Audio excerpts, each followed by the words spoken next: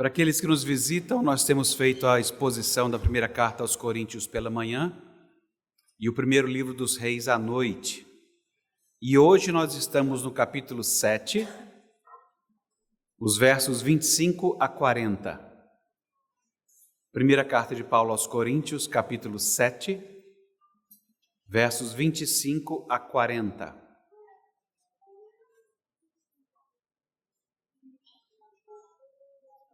Da outra vez eu falei aos divorciados, hoje eu falo aos solteiros. Que sina!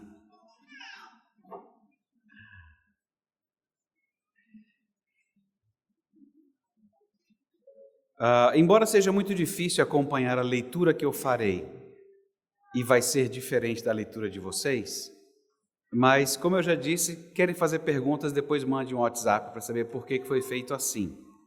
Mas esse já é um texto difícil, por isso que na liturgia eu coloquei. A rainha de Sabá procurou Salomão, que tinha muita dificuldade, coisas difíceis para saber. E Paulo escreve coisas difíceis. E cá estamos nós lidando com uma tradução difícil. Então, vocês vão ver que, especialmente nos versos 36 a 38, vai ficar bem diferente do que vocês têm na Almeida e Atualizada, ou Nova Almeida, ou seja lá qual dessas linhas. Existem algumas outras traduções que vão seguir a linha que eu segui. Por exemplo, a Nova Tradução na Linguagem de Hoje segue a linha em que eu vou seguir aqui, porque nesse trecho existem 3 possibilidades de tradução. E eu segui uma terceira aqui, entendendo que ela faz mais sentido no texto. Se vocês quiserem discutir o texto, a gente pode discutir uma outra hora, tá bom? Mas aqui será assumido o que vocês vão ouvir, ok?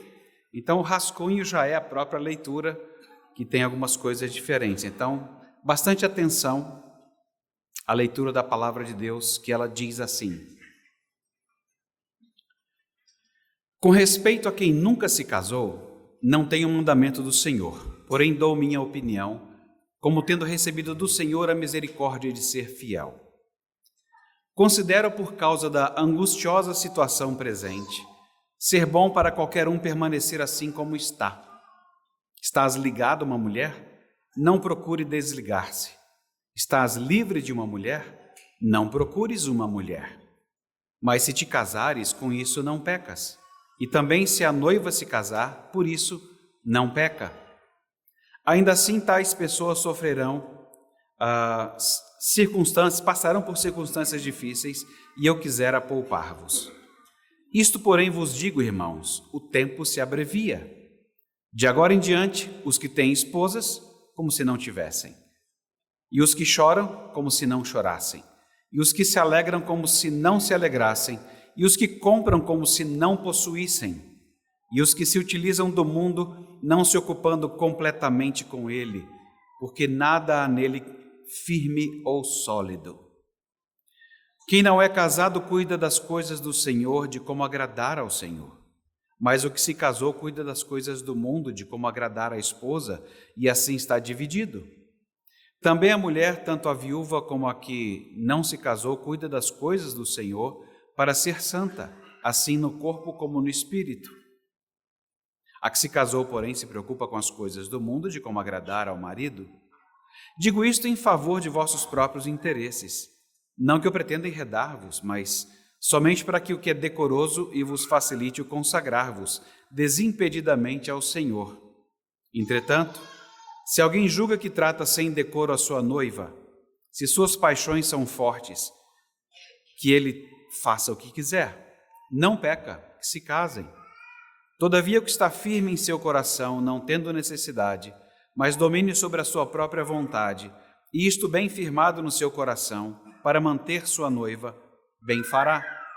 E assim, quem casa com sua noiva faz bem, e o que se abstém de casar faz melhor. A mulher está ligada enquanto vive o marido, contudo, se falecer o marido, fica livre para casar com quem quiser, mas somente no Senhor. Todavia será mais feliz se permanecer viúva, segundo a minha opinião, e penso que também eu tenho o Espírito de Deus. Então, só lembrando do nosso rascunho, os versos 36 a 38, vocês viram que a opção feita foi a de alguém que tem uma noiva e não o pai que tem uma filha virgem para casar. Essa são as duas maiores possibilidades e foi escolhida esta aqui, que na minha leitura faz mais sentido com o contexto, ok? Acho que é isso, fecha o rascunho e nós vamos começar.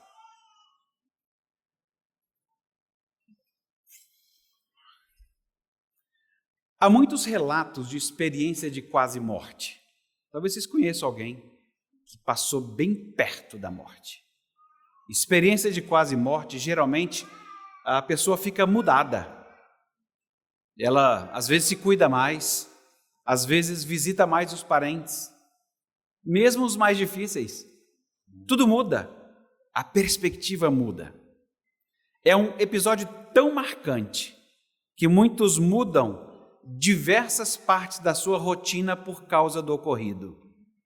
A pessoa passa a refletir mais, a ponderar todas as suas relações e até mesmo as suas realizações até então. Mas viver à luz de uma quase morte, gente, não é muito iluminador. Porque refletir acerca das obviedades tem pouco valor. Assim como você, quando ouve alguém dizer assim, quando eu falo de obviedades nessa área, é que você descobre que a vida é breve. E aí lá vem você falando assim, amigo, a vida é breve. Aí você fala assim, sério? Isso é o melhor que você tirou da sua alma? A vida é breve. Não, mas assim, é bom ser lembrado, porque tem gente que esquece. Acha que tem 10 mil anos para fazer algumas coisas. Algumas broncas que nós maridos tomamos de esposas e que a gente acha mesmo que tem 10 mil anos e que vai dar tempo de fazer. Só que você não tem 10 mil anos, a vida é breve. Então, às vezes é bom ser lembrado, mas às vezes é uma obviedade irritante. A vida é breve. Valeu, obrigado. Ou então, pior. Essa é pior, eu acho. Para tudo tem jeito, menos a morte. Essa é irritante, não é? Especialmente para quem é cristão, porque para a morte tem jeito. Então, ouvir essa obviedade, para tudo tem jeito, menos para a morte, é muito chato de ouvir. Deus nos conta em sua palavra que a experiência de quase morte não conta. Porque o que nós precisamos mesmo é de uma experiência de uma morte total. Você e eu, nós precisamos morrer e nascer de novo. É somente dessa forma que nós vamos conseguir enxergar como é que as coisas são de fato nessa terra e como elas deveriam ser à luz do reino de Deus. Só com uma experiência de morte total é que você adquire as lentes adequadas para enxergar o que é e entender o que virá a ser. Hoje, no nosso texto, nós veremos como que a vitória de Cristo sobre a morte deve afetar o modo como nós entendemos o casamento e a vida de solteiro. É isso que nós vamos ver hoje. A vitória de Cristo sobre a morte deve afetar o nosso modo de entender o casamento e a vida de solteiro. É com isso que nós vamos lidar. Se você veio no dia errado, não quer ouvir sobre isso, dá tempo, é só sair por ali e tudo certo. Se não, a gente vai em frente. Ao longo desse capítulo 7, e especialmente no nosso trecho, 25 a 40, Paulo está equilibrando cuidadosamente as instruções, as ordens para homens e para mulheres. Nos versos 25 a 38, Paulo está lidando com uma mesma questão: pessoas que vão se casar. É por isso que a pergunta, estás ligado? Refere-se a alguém ter feito uma promessa. E a pergunta, você está livre? Refere-se a quebrar uma promessa. Algo equivalente a, você está noivo? Não busque ficar livre. Está livre? Então não procure uma esposa.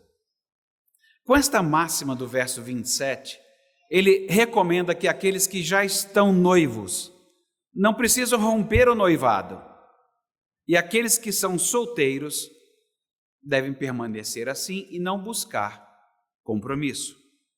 E aí diz: em todo caso, quem se casa não peca e faz bem, e quem não se casa, o que desfaz o noivado, faz melhor.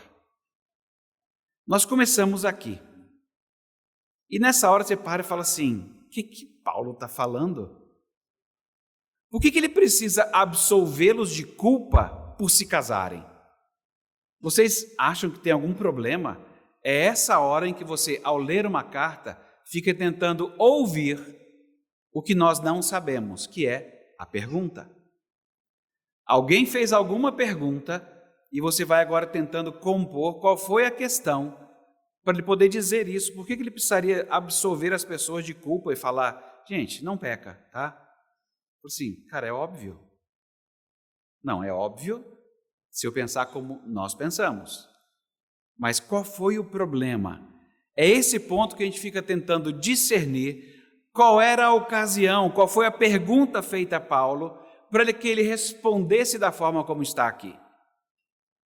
Lembram-se do que os coríntios estavam dizendo? Que não era bom tocar em mulher? Foi um sermão seu, não foi? Reverendo Marcelo. Não era bom tocar em mulher. Se eles estavam dizendo isso, é muito possível de que eles estavam também atormentando os noivos, dizendo: não, casar não é bom isso.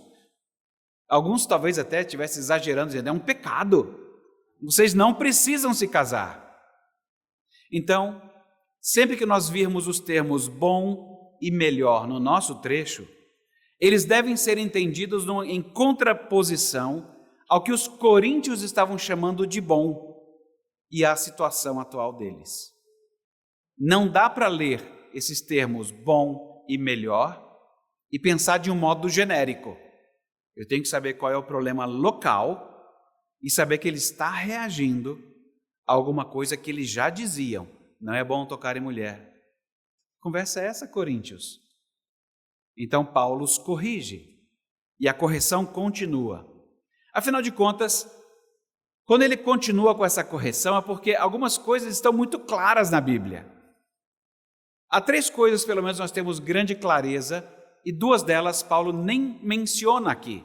Nós temos clareza sobre: não é bom que o homem esteja só. Simples assim. Isso é genérico. Não é bom que o homem esteja só. Claro na Escritura. 2, não é bom romper uma aliança. Não é bom. Não é desejável. Equivale mais a uma amputação do que uma simples separação. E número 3, sobre o ser solteiro ser algo bom também. Os 2 primeiros, Paulo não lida com essas questões aqui, mas ele vai fazer uma aplicação numa situação diferente, e a nossa pergunta é: qual é essa situação, afinal? O que estava acontecendo para que ele dissesse o que disse? E essa é a parte mais fácil do sermão, porque ele não disse. Não está clara qual é a situação. Mas nós não estamos sem elementos. Nós temos alguns indicativos. O verso 26 traz a angustiosa situação presente. O verso 28 tem circunstâncias difíceis. E no verso 29 tem-se o tempo que se abrevia. Aí se fala: Paulo, dá para ser menos críptico nessa hora e dizer para a gente o que está acontecendo? Então, a gente segue a regra do Espírito Santo. Ele não contou, a gente não tenta imaginar muito. A gente só sabe que tinha alguma coisa. Algumas traduções trazem essas circunstâncias difíceis traduzido como aflição na carne. A gente está acostumado quando Paulo lida com o termo carne, que não é uma coisa muito boa, mas não é o uso aqui. Carne aqui significa só a nossa fraqueza e a nossa mortalidade evidentes. É só isso aqui. Só que a gente ainda fica incomodado com Paulo, fala assim: Paulo, me ajuda. Porque aqui fica parecendo que Paulo estava em harmonia com alguns caras da sua época, que tinham uma visão meio desanimadora do casamento. Para vocês terem uma ideia, tem um escrito de um rabino do Grande Eclesiastes. Grande Eclesiastes é um livro. E esse rabino observou ironicamente, dizendo assim: um jovem é como um potro que relincha. Vai imaginando a cena. Anda de um lado para o outro, se arruma com cuidado. É porque está procurando uma esposa. Mas uma vez casado, ele se assemelha a um burro, bastante carregado de fardos. Eu não entendi porque eles riram, porque isso aqui é muito ofensivo, não é? Eu achei muito ofensivo. Mas essas são as piadas que todo stand-up comedy faz.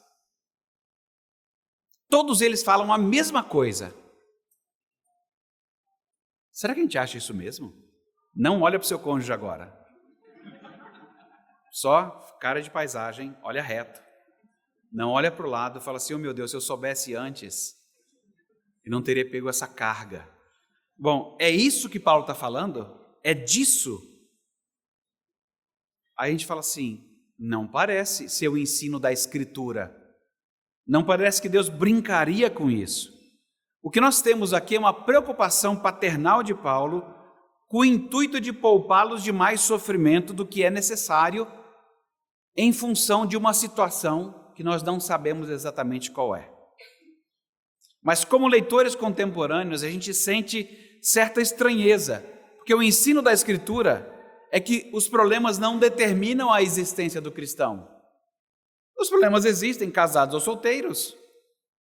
Então não são os problemas que nos definem, determinam a nossa existência. Por quê? Quem está em Cristo tem vida, e é Cristo quem determina a nossa existência. Então, por que, Paulo, você disse isso? Ou talvez a pergunta seja, não é, Paulo, por que coríntios estão pensando de modo tão atravessado sobre esse assunto? Agora, cá entre nós, conhecimento comum, senso comum, nós falamos assim: gente, sério, você vai para o campo missionário, escolhe um lugar aí mais ou menos difícil, tipo Brasília. É melhor não casar. Ninguém falaria isso vindo para Brasília. Mas se você dissesse assim: não sei, eu estou indo para um lugar, eu vou trabalhar ali em Tel Aviv. E estou pensando em evangelizar o pessoal ali na borda da Síria.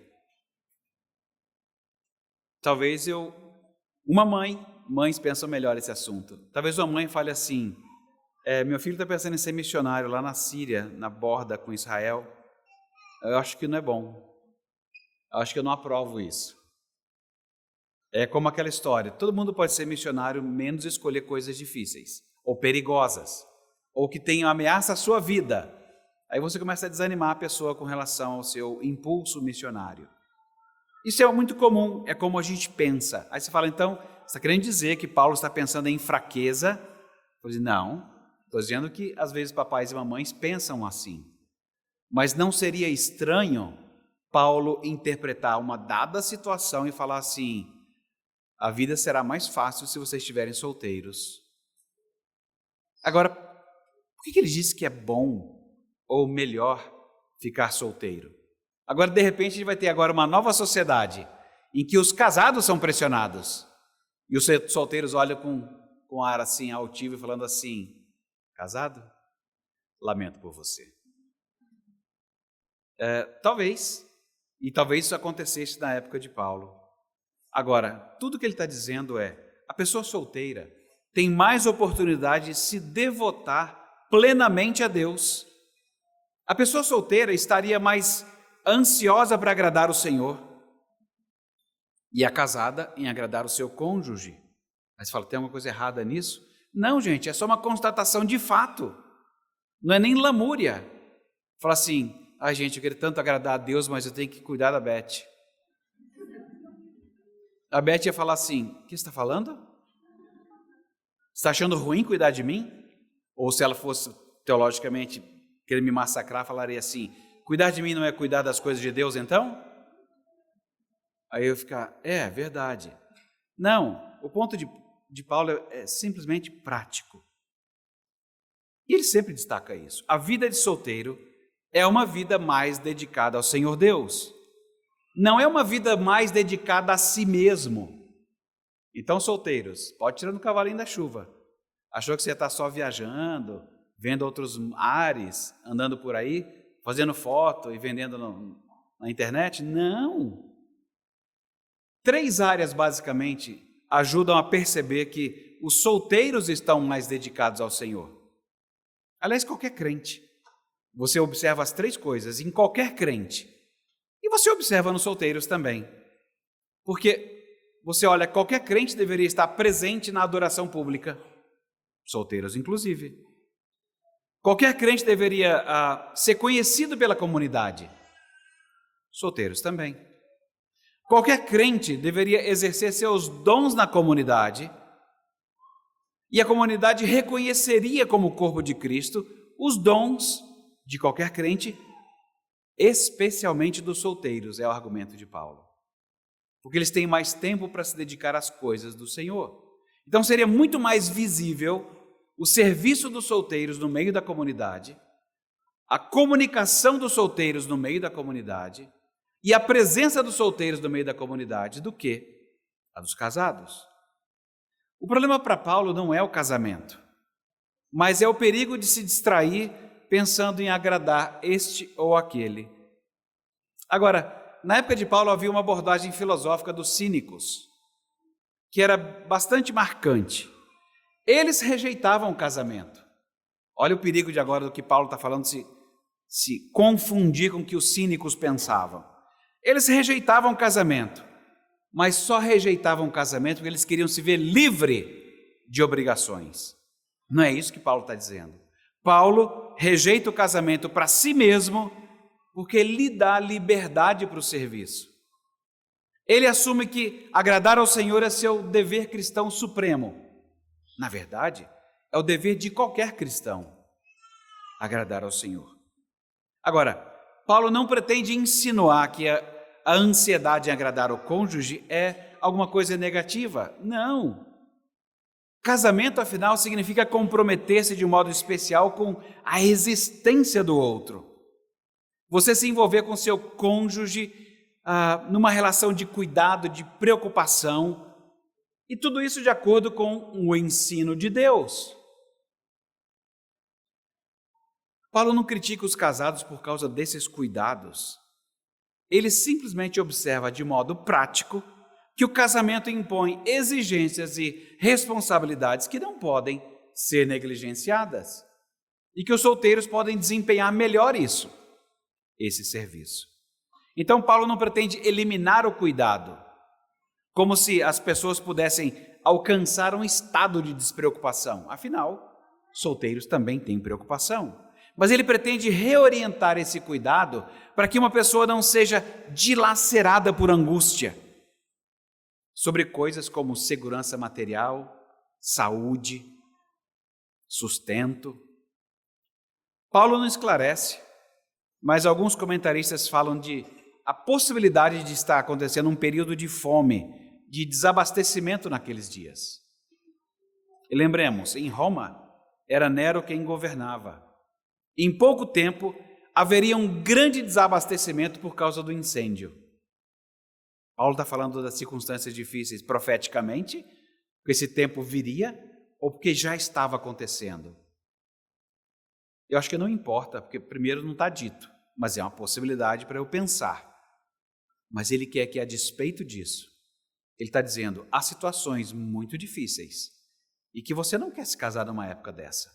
Época de perseguição, desabastecimento, o que você não quer pensar é se invadir a sua casa e abusaram da sua esposa, arrasaram com seus filhos. É um pensamento prático. É por isso que Paulo diz que o homem casado, ele está dividido entre o dever para com Deus e o afeto para com sua esposa e família. O pano de fundo para essa preocupação não é sequer uma outra linha filosófica que também podia ser usada à época, que era o estoicismo. Sabe? É disso que Paulo está falando, para dominar suas paixões? Não ser dominado por nada disso? Não. A herança bíblica de Paulo e o que ele diz o tempo inteiro é sempre se ocupar com o maior mandamento, amar a Deus acima de todas as coisas. E o cristão deve amar, servir e obedecer a Deus de todo o seu coração.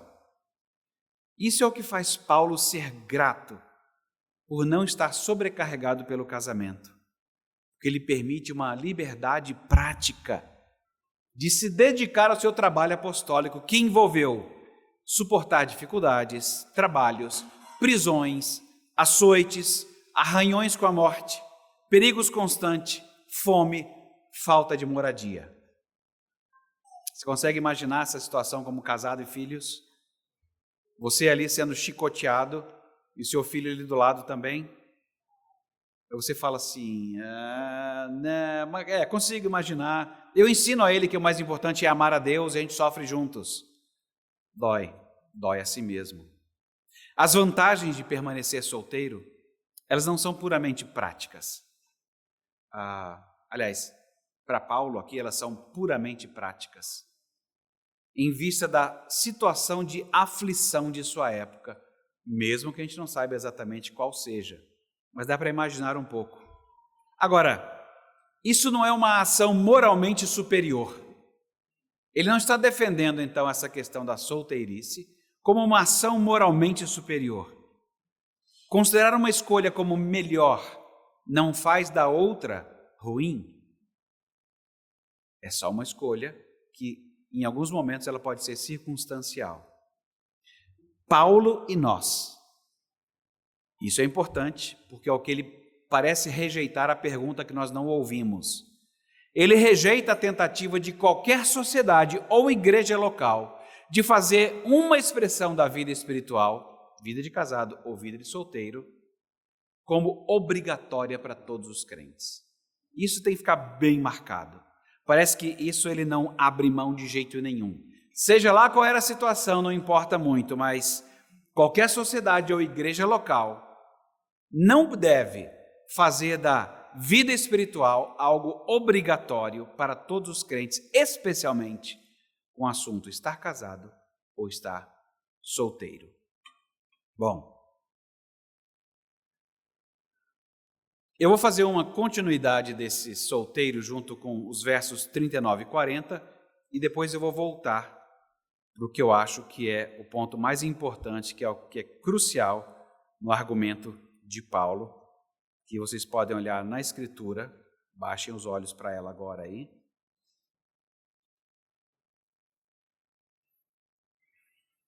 Na Escritura, você vai ter aí, eu vou saltar agora para os versos 39 e 40 só para continuar esse assunto, porque tem uma ligação da viuvez com a vida de solteiro, mas eu quero depois gastar um tempo no verso 29, que me parece é o que vai fazer toda a distinção para nós. Então eu vou saltar agora para os versos 39 e 40, porque ele continua com o mesmo padrão das instruções alternadas para homens e mulheres, e Paulo havia instruído homens e mulheres, noivos, sobre se devem ou não se casar. Isso os versos 25 a 38. E o 39 e 40 ele instrui brevemente as viúvas sobre se devem ou não se casar. Então os versos 39 e 40 eles são breves, dá para perceber, e são escritos na terceira pessoa, o que parece então que Paulo não está fazendo desse assunto a sua grande discussão, não faz parte do grande argumento dele. Mas as correlações para nós são bem claras. Se o noivo está vinculado por um noivado, ele não deve quebrá-lo. A esposa está ligada pelo casamento, que ela não deve quebrar. Se o homem é solteiro, é livre para se casar, mas não deve procurar uma esposa, se estiver livre.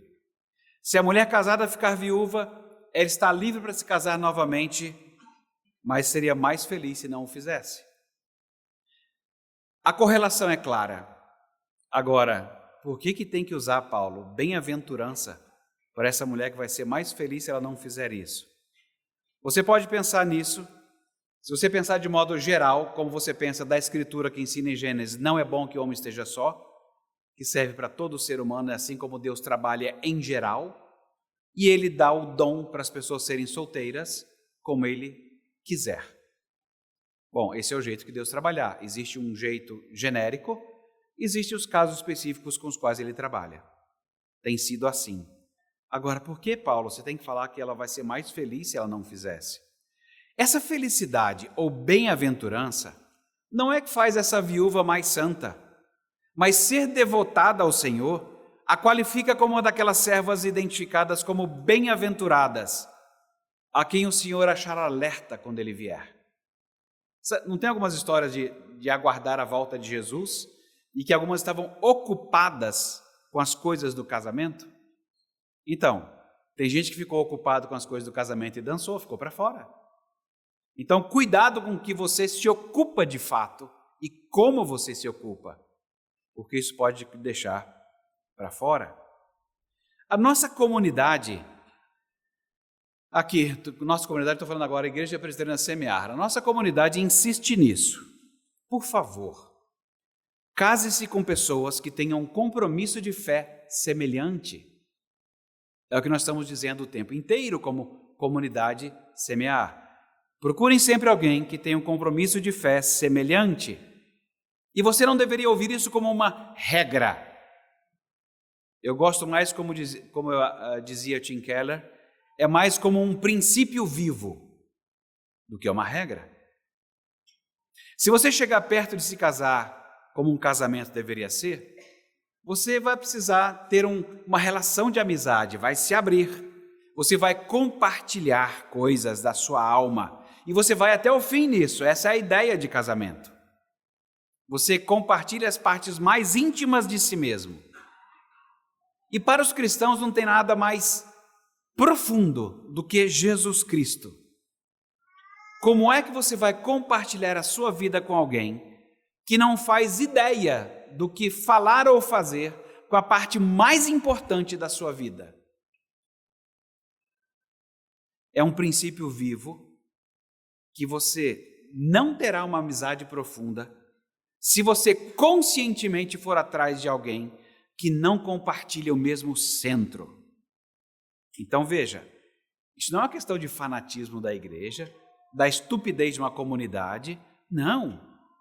É simplesmente reconhecer que a Escritura é clara ao dizer: case-se com alguém com o mesmo compromisso de fé. É um princípio vivo.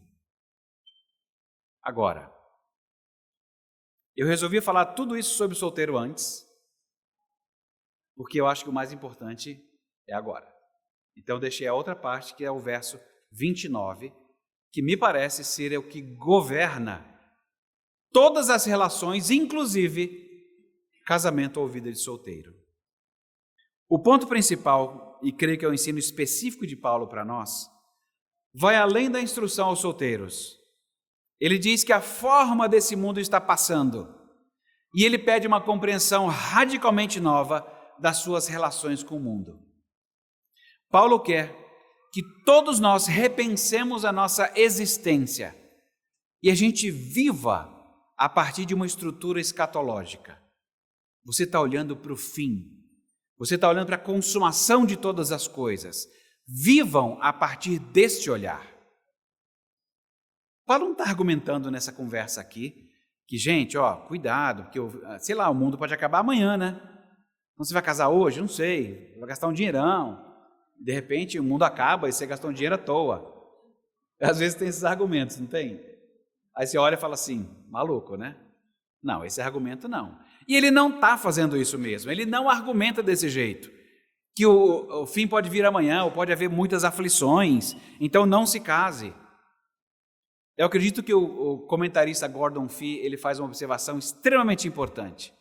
Ele diz que Paulo está ensinando à igreja que o fim invadiu o presente e requer uma reavaliação de tudo que nós fazemos em um mundo que está já caminhando para os seus últimos passos. Daniel, acabou de casar, né? Está ouvindo essas coisas. Débora, o mundo está nos seus últimos passos. Não é animador? Aí você fala assim, eu tinha outros planos. É por isso que às vezes a gente fala assim, Senhor, volta logo. Mas dá para ser ano que vem? Porque a gente tem planos. Pois é, a questão é exatamente essa. Crentes, nós precisamos pensar todas as coisas a partir da consumação, das últimas coisas. É isso que modela o jeito como nós fazemos tudo o que nós fazemos. A gente não está vivendo num vácuo, esperando o fim de todas as coisas. É claro que nós precisamos, enquanto não acontece, de estrutura, de regras, de conduta, etc. E é o que Paulo está fazendo, ele oferece orientação para essa vida terrena que nos permita viver neste mundo sem estarmos hipnotizados e controlados pelas normas e valores dessa terra. Isso faz com que o verso 29 se destaque. Ele sinaliza uma declaração solene, o jeitão que ele escreve. O que torna a questão do fim dos tempos o ponto focal para a discussão sobre o que eles devem fazer sobre o casamento e tudo o mais, mesmo que isso não seja a angustiosa situação presente. Pensa comigo, Igreja CMA, pensa comigo. Pensa comigo toda a questão a partir do verso 29, onde nós lemos que o tempo se abrevia. E o tempo se abrevia mesmo. Ocorreu um evento escatológico que foi colocado em movimento pela morte e ressurreição de Cristo e nós aguardamos a sua revelação final. O tempo se abrevia. Esse período, ele não é uma pausa para você fazer o que você quiser, mas é um tempo divinamente marcado para você perceber como é que Deus está concedendo o Espírito Santo a cada vez mais gente do seu povo. É um tempo em que você tem a missão como igreja de pregar o Evangelho ao mundo, e é um tempo em que você vê esse mundo, por intermédio seu e de outros, ser chamado a uma decisão e confessar a Jesus Cristo. É isso que nós estamos fazendo nesse período. Eu não sei se vocês estão fazendo a mesma coisa. De repente está com um projeto, né, de vida assim. Paz, não, eu não estava pensando nisso não. Estava pensando em fazer propaganda, mas não era exatamente do Evangelho. Estava pensando em fazer propaganda dos negócios aí para, quem sabe, daqui a 30 anos eu estar sólido no mercado. Aí eu quero te lembrar, é que nem a história do celeiro, né? Sério, cara, você quer estar sólido no mercado? E vão te pedir a alma e você juntou o quê? Todos temos esse serviço nessa época entre a primeira e a segunda vinda de Cristo. Isso faz com que o casamento, a política, o comércio, a indústria, as universidades, os empreendimentos, os esportes, tudo precise ser visto sob esta luz. E aí é a hora que, mesmo sem saber qual é a crise da época dos coríntios, nós sabemos que pequenos momentos de crise e angústia, elas nos ensinam.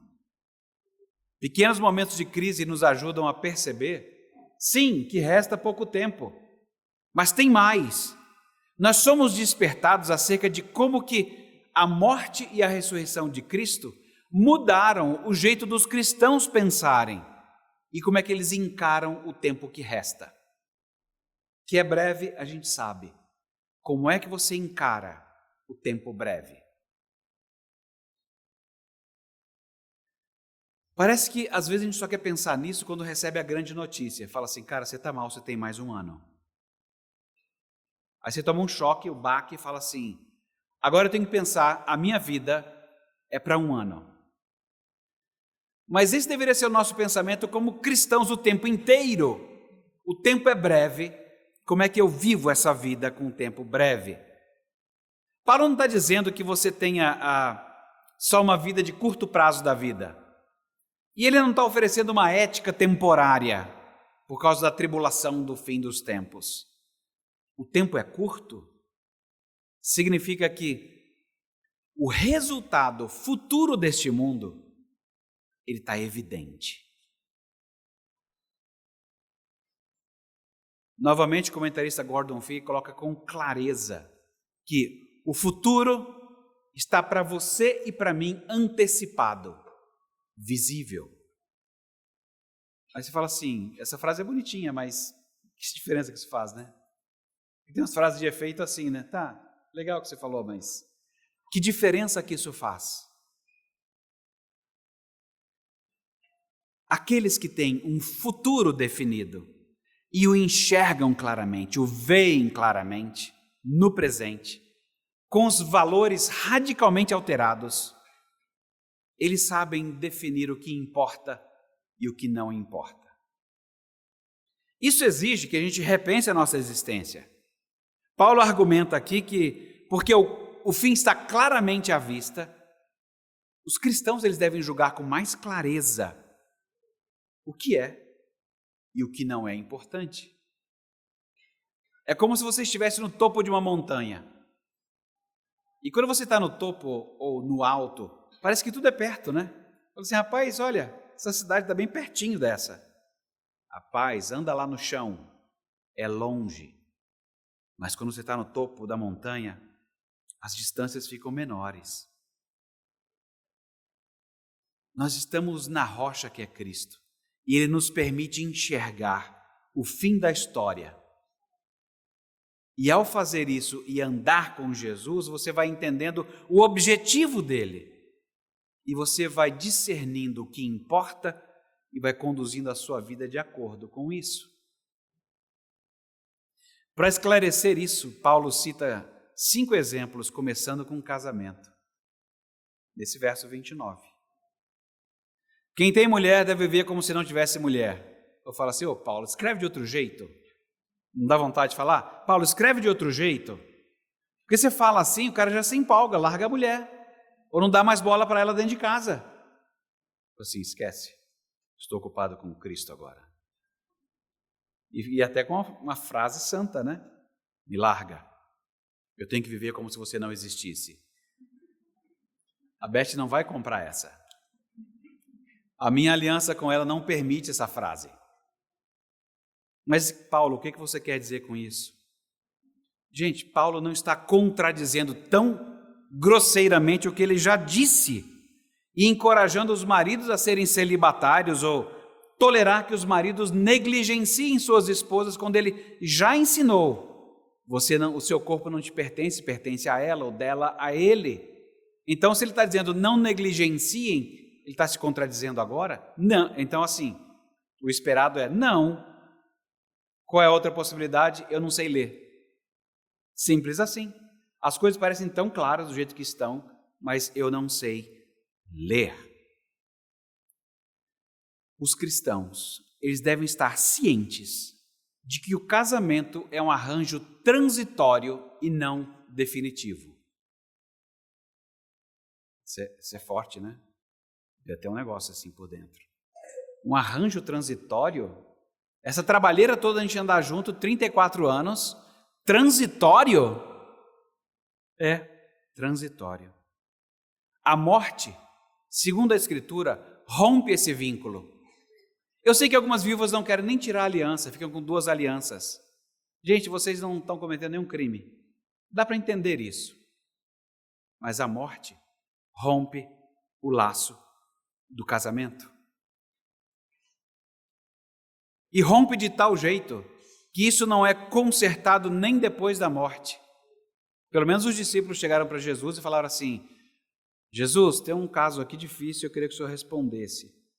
É que essa mulher casou com esse cara, ele morreu, depois ela casou com o irmão dele, ele morreu, depois casou com outro irmão e morreu. Lá no céu ela é esposa de quem? A gente gosta, né, dessas coisas? E a gente acha assim que fez a grande pergunta. E aí quando Jesus responde, a gente não gosta. Por quê? Você está imaginando casamento no céu. E se você perguntar ao Weber pai, tem casamento no céu. Se perguntar para mim, eu falo assim, não tem casamento no céu. Por quê? Porque o texto diz claramente que não tem casamento no céu. Aí eu falo assim, cara, que frustrante, ouvir essa pregação foi horrível.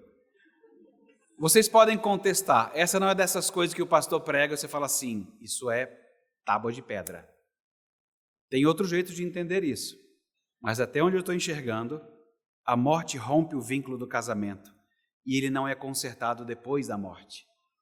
Porque no céu nós vivemos como os anjos, que a gente não sabe como é, mas foi dito que a gente não casa e nem se dá em casamento. A relação com o Senhor Deus, semeadores. Essa é a parte que devia ser importante. Não a parte assim, fala assim, Beth, acho que a gente vai se reconhecer. E vai lembrar que foi casado. Vai ser muito legal. Mas assim, tem uma coisa que é mais importante. Semeadores, tem um relacionamento que sobrevive à morte. O nosso não sobrevive, mas há um que sobrevive. O relacionamento com o nosso Senhor. Um comentarista, ele descreve, ou melhor, ele destaca, que esse é um lembrete apaixonado e heróico de que a vida cristã nunca deve ser identificada, nem mesmo com as experiências terrenas mais queridas, por mais legítimas, atraentes e amáveis que elas sejam. Elas não são o nosso Senhor. É duro isso, não é? Olha para o cônjuge agora e fala assim: caramba, eu te amo tanto e é temporário. Tem uma relação maior que essa aí apontava. Aliás, ela tem que continuar apontando para isso. Até porque quando as coisas não dão certo no casamento e você quer ter do outro o que ele não consegue dar, é porque ele tem que apontar temporariamente, é isso mesmo. Ele não consegue dar, ela não consegue dar.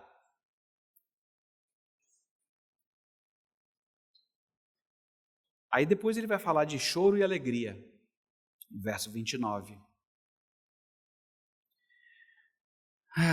Os que choram como se não chorassem, os que se alegram como se não se alegrassem. Você fala assim: Paulo, percebe? É claro que você sabe que não é do jeito que você está lendo.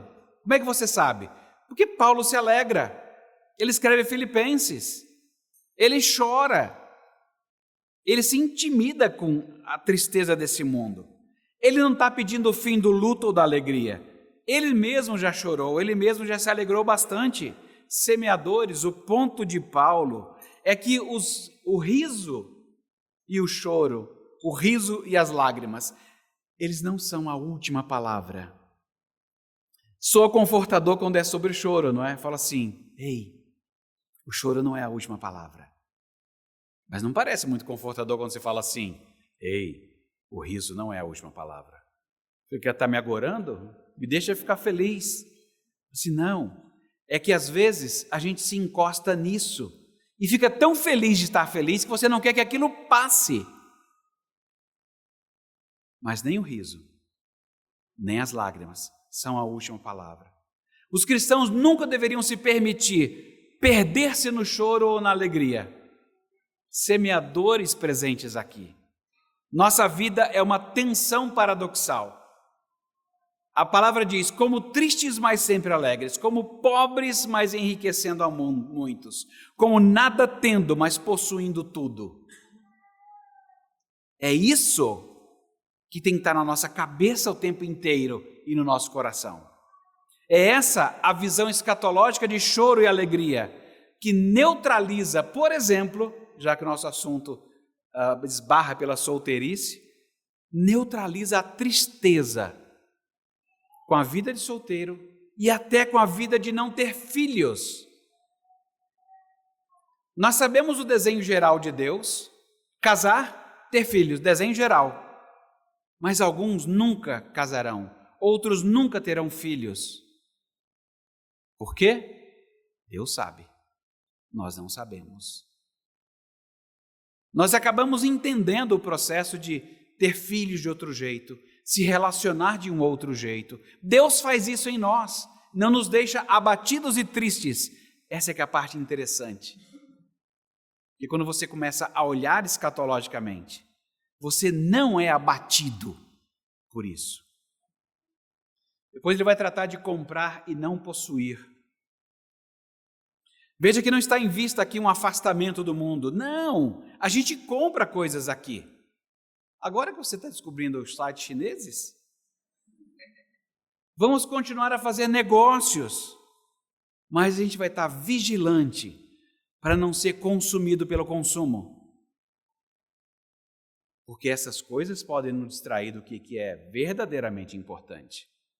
Tem gente que usa como terapia, né? Estou me sentindo mal, vou para o shopping. Vai lá, compra alguma coisa e volta. Estou renovado. Cuidado, renova mesmo. Só que é um ídolo. Ele não vai te satisfazer, você vai ter que voltar lá. Cuidado. Paulo não espera que as pessoas parem de comprar, mas que reconheçam que comprar não é a vida. E que as posses são um empréstimo temporário que Deus nos dá. É isso que elas são. Cuidado com o amor desordenado pelas coisas.